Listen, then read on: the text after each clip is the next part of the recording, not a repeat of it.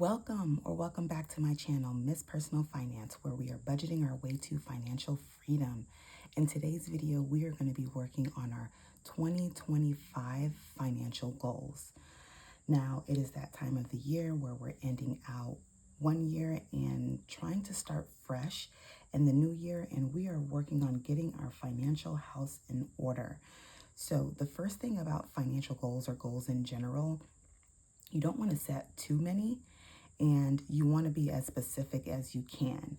So I think I'm going to only focus on 5 financial goals for 2025 so that they are realistic and hopefully attainable. And I will check in throughout the year to see how I am doing. In our household, our income is very variable. We have self-employment income, W-2 income, bonus income, side hustle income, and rental income. So with all of those things, we never really know what our monthly inflow or what our monthly income is going to be. So we try to have our budget as fixed as possible to counteract the variability on a month-to-month basis. So that's why we focus heavily on our monthly budget as well as our sinking funds. So let's jump right in. I am not a sticker budgeter, but I found these old stickers and I probably want to use some of them today. And we will go ahead and start off with our header.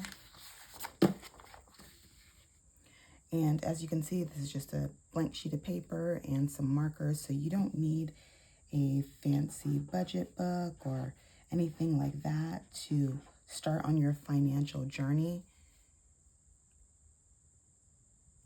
You can start this for free or less than $5-10. All right, so we're going to do 2025.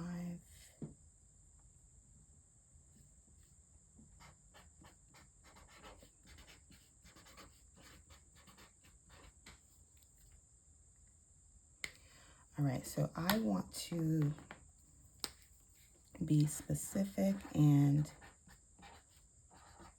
actually work on obtaining these goals in 2025.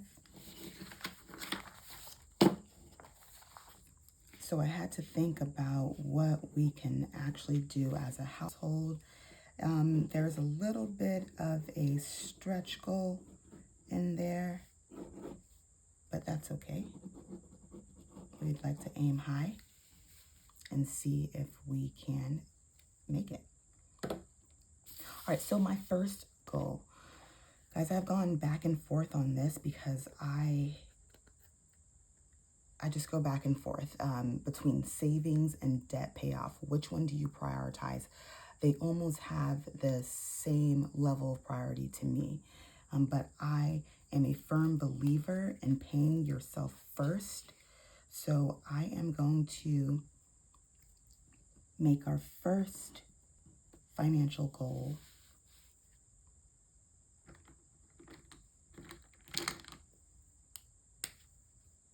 savings. So we are going to focus on savings.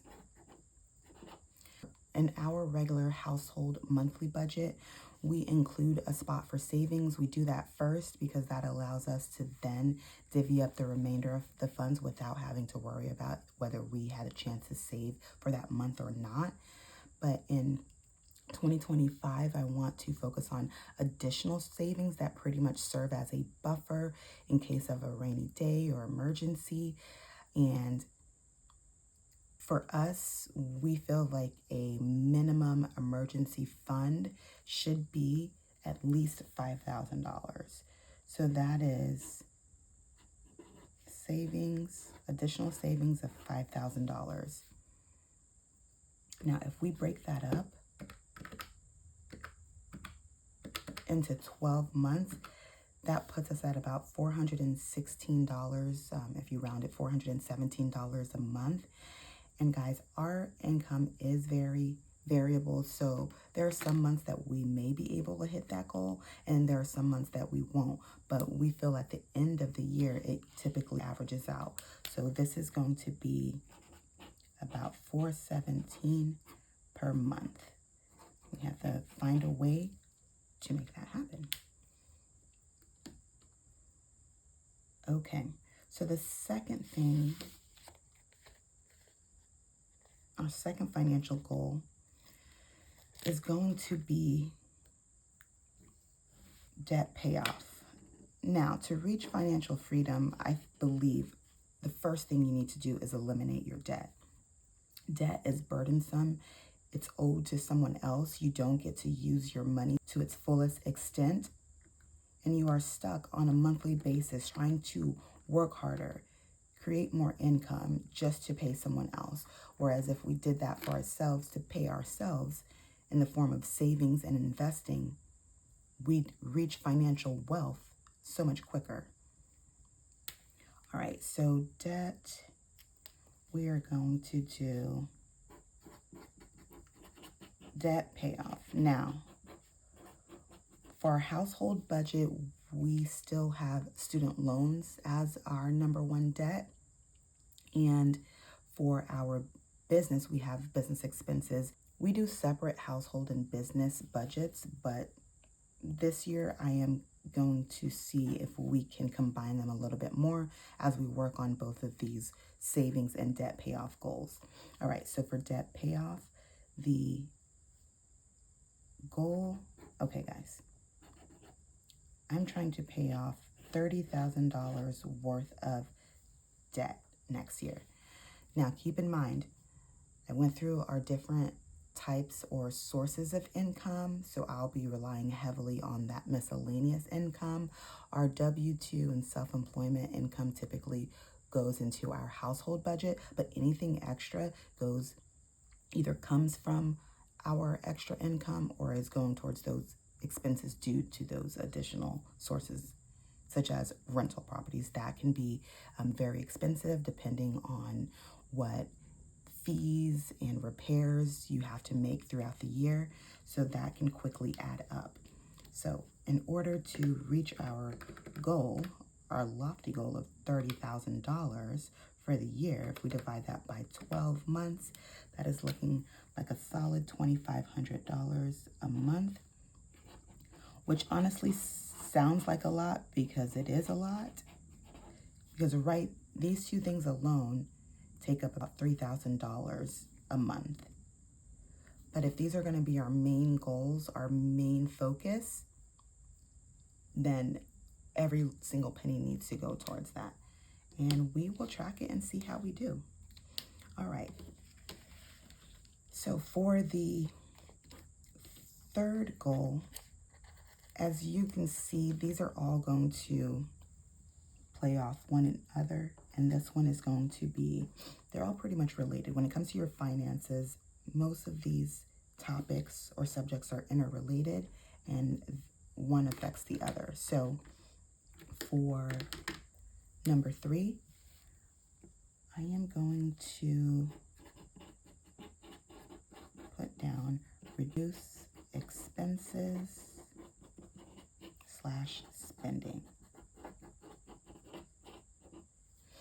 Now, this may not have an actual monetary amount right now because reducing expenses and spending, because we don't technically know what we will spend or would have spent, it's just going to be more of a mindfulness and being more conscious of what we're doing. As far as reducing expenses, I hate having monthly expenses, anything that's recurring monthly. So anything that we can pay annually, quarterly, biannually, we work to save that in our sinking funds and pay those upfront in full whenever they're due, so that it reduces the amount of monthly expenses that we have to deal with.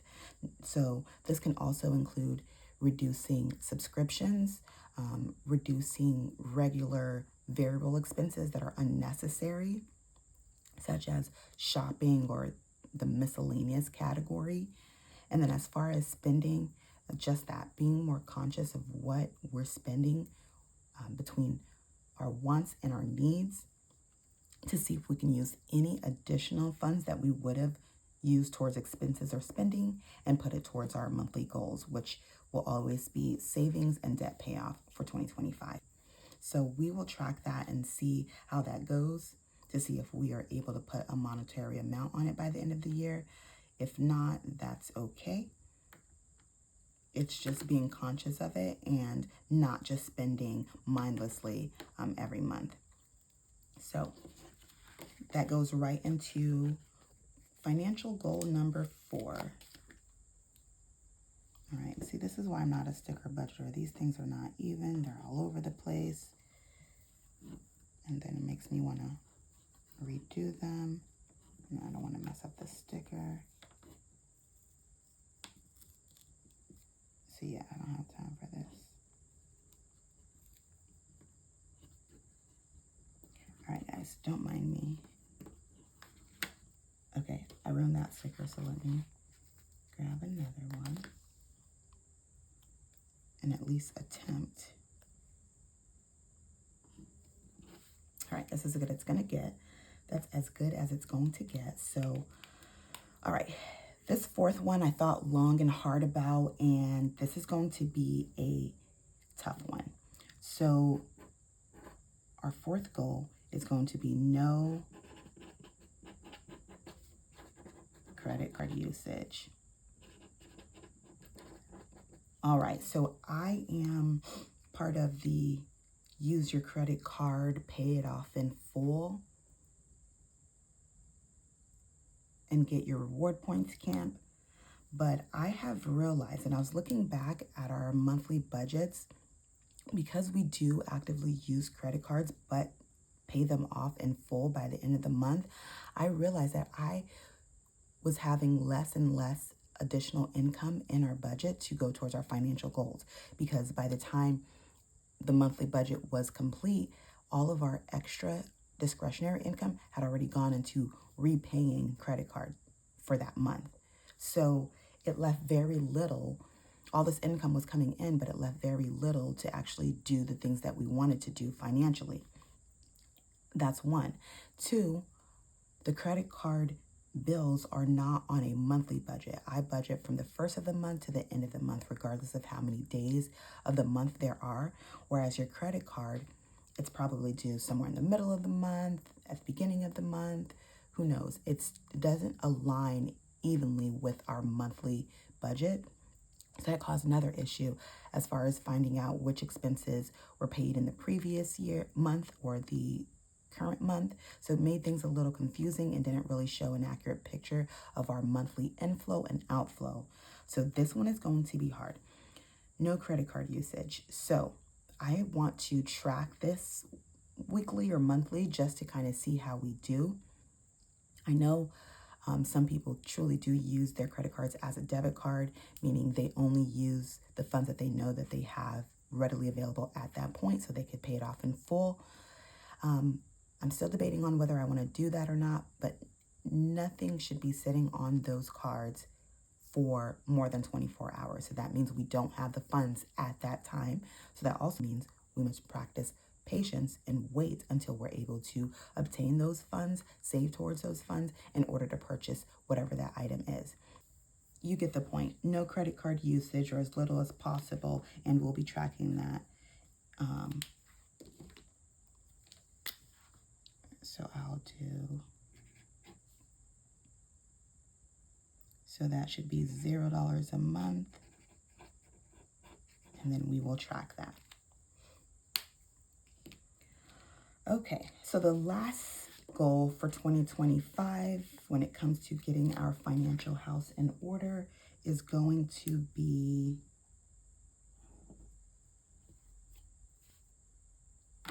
inflow budgets. So what this means, again, it kind of goes hand in hand with the previous one. When we'd have extra funds, I'd realize it just go into paying our credit card bill for the month. We need to do a better job of, because we have various sources of income, of creating inflow budgets and budgeting our funds before we even get them, so I know exactly where it's going toward. So inflow budgets can be aside from our monthly budget where we use our W-2 and self-employment income, so any additional side hustles, additional jobs, additional bonuses, any rental income that we carry over from our business to our household budget, all of that needs to be budgeted so that it has a clear goal, and hopefully it's going either directly towards savings or debt payoff and not toward frivolous, unnecessary expenses and spending that's outside of our budget. So inflow budgets, we are going to, there's not really a monetary amount for that, but we know we want to do that regularly. So that may mean weekly or monthly. So I'm looking forward to tracking these regularly throughout the year next year to kind of see where we are and how much we can accomplish. I'll be creating trackers for the savings and debt payoff and probably even this credit card usage as well. So I'll be creating more inflow budgets so that we can capture that additional income that comes in throughout the month. I do want to be mindful of not being too restrictive with our budget and actually budgeting for fun things or miscellaneous things that we know will come up or we do want to enjoy throughout the year. But for the most part, we are going to try to balance saving and paying off debt at the same time to see if we are able to meet our financial goals. Because what happens is if you focus solely on debt payoff and not savings, when an emergency comes up, it seems like the credit card is the first to feel that collateral damage. So if we can balance having savings for a rainy day or an emergency with debt payoff and not totally eliminate all of our savings, that can put us in a better financial position so we're not scrambling when something comes up. And I look forward to the time where this will be reversed, our debt and savings amounts. But until then, it's looking like about $3,000 a month that will be going specifically towards our financial goals in 2025. And I am excited to see how that goes. So that is all for this video. Comment below if you want to share any of your financial goals for 2025. Don't forget to like and subscribe. And remember, whatever you put your focus and your energy toward, you're bound to see progress.